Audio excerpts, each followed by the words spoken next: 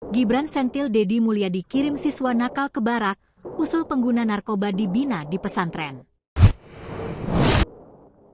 Wakil Presiden RI Gibran Rakabuming Raka menyinggung program Gubernur Jawa Barat Deddy Mulyadi yang mengirim pelajar nakal ke barak TNI saat berpidato dalam penutupan Muktamar Persatuan Umat Islam, PUI, di Medan, Kamis, 15 Mei 2025. Ia menilai, untuk pengguna narkoba, bisa saja dibina di pesantren-pesantren. Ucapan Gibran berawal saat merespons curhat Gubernur Sumatera Utara Bobi Nasution yang menyebut Sumut sebagai provinsi dengan jumlah kasus penyalahgunaan narkoba terbanyak di Indonesia. Merespons hal itu, Gibran menyarankan agar Bobi melibatkan organisasi PUI dalam upaya pemberantasan narkoba. Tadi Pak Gubernur mengeluh masalah narkoba.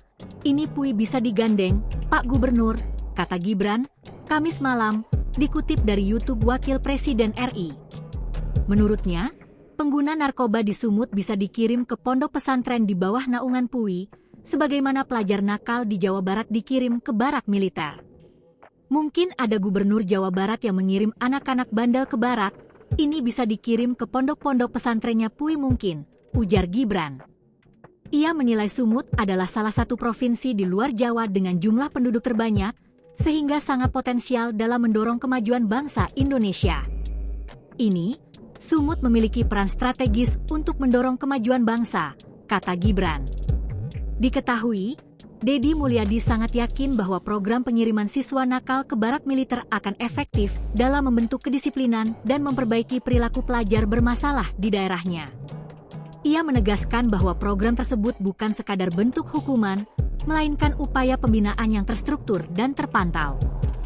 Hal itu disampaikan Deddy setelah bertemu dengan Menteri Hukum dan HAM Natalius Pigai di Jakarta, Kamis, 8 Mei 2025. Download Tribun X sekarang, menghadirkan lokal menjadi Indonesia.